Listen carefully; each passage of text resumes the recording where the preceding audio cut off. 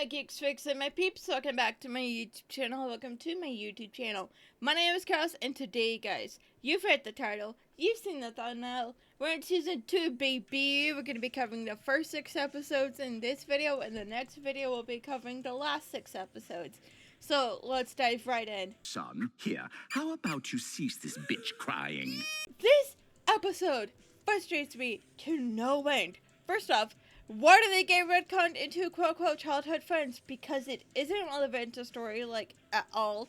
And this episode just kickstarts it into the trend of oofied rapist, victim blame them. And I say it has no bearing on the story because Blitz was sold for a single day to be Stolas' playmate, and apparently they don't talk at all until 25 years later at the We're Not Divorced party, and we know they haven't talked during that time because Blitz doesn't remember Stolas at all. And you heard me right, Blitz was sold to Stolas as a playmate. Now, you can't blame Stolas for this specific part because he was a child at the time, but this just adds a whole other layer of ew. Also, people keep trying to say that Blitz started the sex talk, so of course Stolas doesn't realize that he hates it.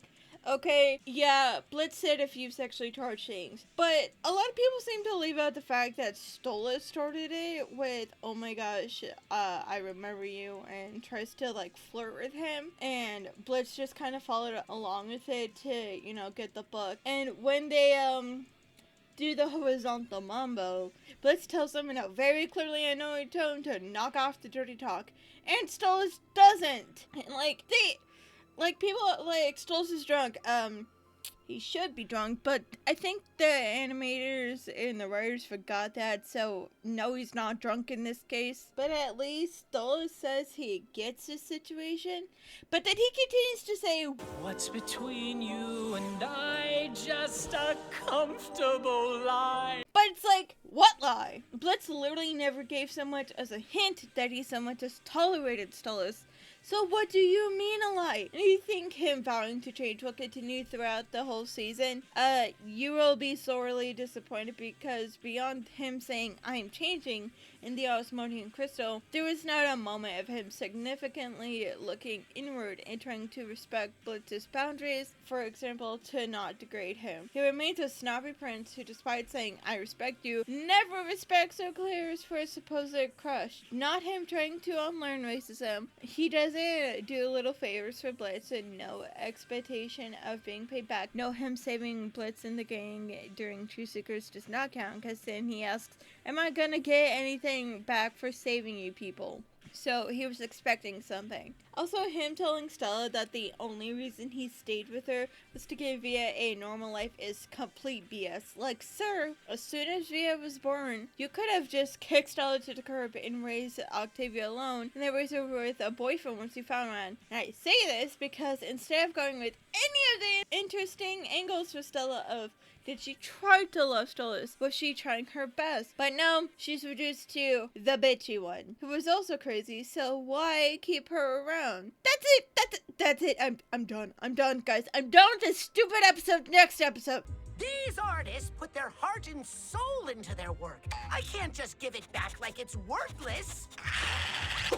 Think Stars is exactly like Lululand, except they made Stolas look even worse somehow, which is an impressive feat. When Octavia gets ready to say the comments, no, I will not be trying to attempt to say the actual name because my mouth don't do that, and she tries to ask her dad about it, he cruelly brushes her off just so he can yell at Stella because, you know, bitchy wife. So she sneaks into IMP to steal the book, and Stolas would never have known that Octavia left had he not been told by Blitz, because it had to take a while for Octavia to travel from the mansion to Imp City.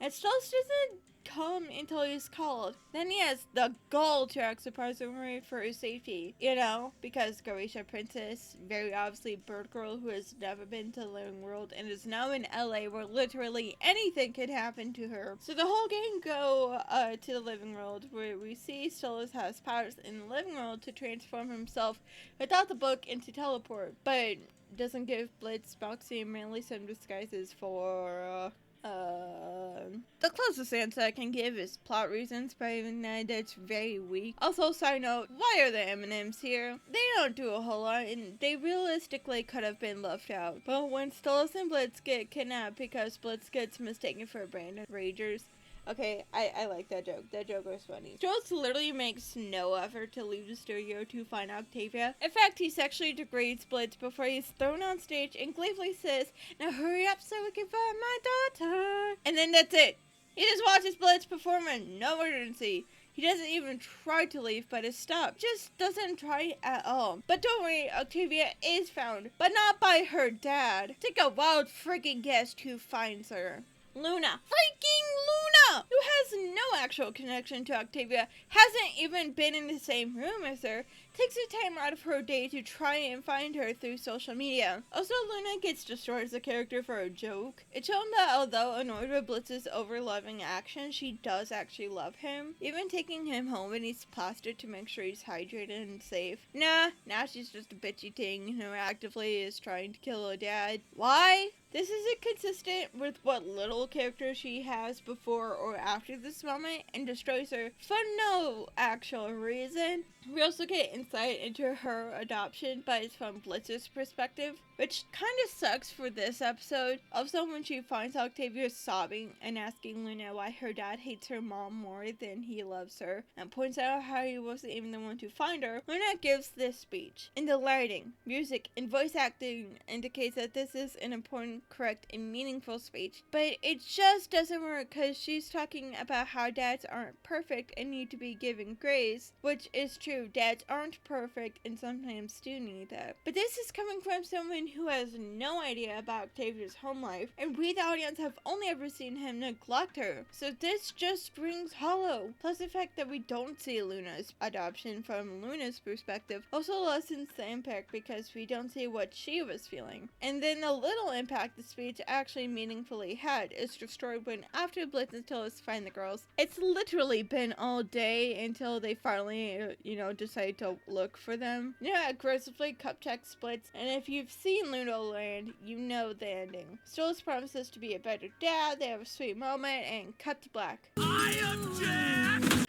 Finally, an episode that doesn't make me go insane the whole time. First off, I'm obsessed with Grade's name. We get to see the Grade Ring where Moxie lived, a very strong introduction to Crimson, Moxie's mom-badass dad. We also learned that M&M shared an ex in Chaz. And for those of you in my audience who've seen Has-Been but not Helluva, Chaz is basically Adam but somehow more annoying. So something that I've seen a lot of people try to say, speaking of Chaz, is that when Blitz slept with Chaz, it was Blitz cheating on Stolas with Chaz, and no, no, that's not how cheating works. Cheating implies that Blitz and Stolas were in some sort of at least somewhat healthy relationship, and that is so far from the case, especially in this point of the story. Stolas is very much the abuser, and Blitz is very much the victim. Blitz does not have a connection to Stolas. He's just like, great, he's just the guy I have to fuck to keep my business. So there's no, connection that would be, any sort of betrayal. And honestly, even if you want to argue that it is cheating, honestly, because of how abusive Stolas is, I don't feel bad for him, so, yeah.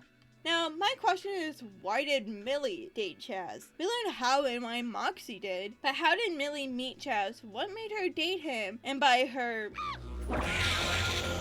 response of meeting Chaz again, what drove them apart? I'm just saying because Moxie gets to hijack what was supposed to be Millie's episode, so why not let her do it here too? I also love the subtle ways that we show Moxie and Millie's relationship, with him being meek and quiet around Crimson. When he says sir, something that he reserves solely for Blitz, it's directed at Crimson, showing who is in charge. I also love the moment Millie's friend Moxie tries to intervene, showing how though he won't protect himself from his dad, because abuse will lead you to just kind of accept that shit. He's not going to let Crimson hurt the love of his life. Also, Moxie canonically has to kill him and drown his mother's belongings because he wasn't, quote, masculine enough. And his mom got in the way of that. And no, this actually isn't Moxie's mom. That's a different aunt. You can tell mostly by the horns. But my big question is, how the heck did Chaz fool a mob boss? Seriously, Chaz is dumber than a bag of hammers. So how in the hell did Crimson, who's portrayed to be intelligent, be fooled by someone who has the IQ of soap? At least Blitz caught on to the fact that they're in danger immediately. Millie's fight scene is also cool. Now on to Western Energy. Oh, harder. So this episode we are introduced to incest Elsa. Yay, we love that. Okay, so like I know canonically speaking Viv said he's gay. So why does he keep flirting with his sister? It's not for overcompensation because he also does this in private and is very vulgar about it. And that's like 90% of his dialogue. I don't get the joke though, and there seems to be a lot of incest jokes throughout the show. Why? Closed caption jokes are fantastic though. And unlike Stolas, we see Blitz be a good dad. So actually, remember how I alluded to back during my Harvest Moon review? Let's get to that. In the Harvest Moon Festival, Stolas is in Wrath to do a ceremony, and Striker is hired by Stella to kill him. And Blitz figures this out and stops him, saying how he doesn't like anyone taking out his meal ticket. So it's established that Blitz knows Stolas can not only get hurt, but can die. And when Blitz is told that Stolas is in danger, he breaks his phone and speeds down the highway. When the M&Ms say they can handle Striker, Blitz trusts them to save Stolas. But then when Stolas is hospitalized, Blitz is confused and says the famous, "He can get hurt?" "Sir, what do you mean? Why would you rush to protect Stolas and entrust your workers? Call out the assassin who tried to kill him in the first place! If he didn't think he could get hurt. Like, if he actually thought Stolas couldn't get hurt, he would not have stopped Striker in the first place." Also, the scene with the Stolas in the hospital is supposed to make you feel bad for Stolas. The lighting is beautiful and sad, the music is somber and tender, and the frame shows Stolas sadly smiling. Now I felt nothing. I know the feelings that I'm supposed to feel, but Stolas has done nothing but be thoughtless and cruel. I'm not going to feel bad for an abuser, especially when the story hasn't earned it. Also, when Stolas is actively being tortured by Striker, he never mentions Octavia. Not until Striker brings her up. And this is honestly a consistent thing for Stolas. Octavia never crosses his mind, which would be interesting if it was on purpose. Luna once again gets reduced to drug during the entire episode. And I honestly don't appreciate the use of an almost slur. For those of you saying, "It's hell," go watch my Why Hell's a Shit Excuse video. And to end this section, to figure out the killer, fake being horny. Thanks, and I promise if we ever get a contract on your children, we'll make it quick and painless. Bye! This episode sucks. Wasted potential with the Barbie wire subplot, destroying Moxie for literally no reason, and we are told about Millie's supposed insecurity, but that's literally never been shown before or after. Show don't tell, Viv. Also, the incest jokes. Seriously, why are there so many incest jokes? Time for oops. Point is, royal demons don't give a shit about guys like us. They're all the fucking same. Okay, so I really think this episode should have been the turning point if you're supposed to start liking Stolas being with Blitz. I like this episode. I like the relationship between Ozzy and Fizz. I want to know the lore of why Fizz is forbidden from cooking. Seriously, what did he do? I'm so curious, Viv, please tell me. I like Crimson and Striker teaming up. I like the theoretical start of what can be Stolas' character arc. I like Striker mocking Fizz and Blitz. Also love how we got into believing Stolas has been complimenting Blitz and laughing at his jokes. Even though the only time they interact, he's sexually harassing and degrading Blitz. Blitz apologizing to Fizz is great, as well as Blitz saving Fizz, repairing the original mistake by sticking by his friend. I honestly love it. Ozzy and Fizz's relationship. The queefs scare me though. Why are you looking at me like that? Also, Ozzy, a sin and now friend of Blitz, was being demanded a ransom from. He will never bring that up again. I love that although Fizz became disabled, he doesn't see that as a bad thing, and he said he wouldn't change it. He said, yeah, at first it sucked, but I'm okay with that now. And as a disabled woman, I like that, because disability is neutral. As much as Viv kind of sucks as a writer, this she got right, and the only thing I would change about Fizz is have him played by an actually disabled actor. Also, the character went on for way too long. Alright, bye!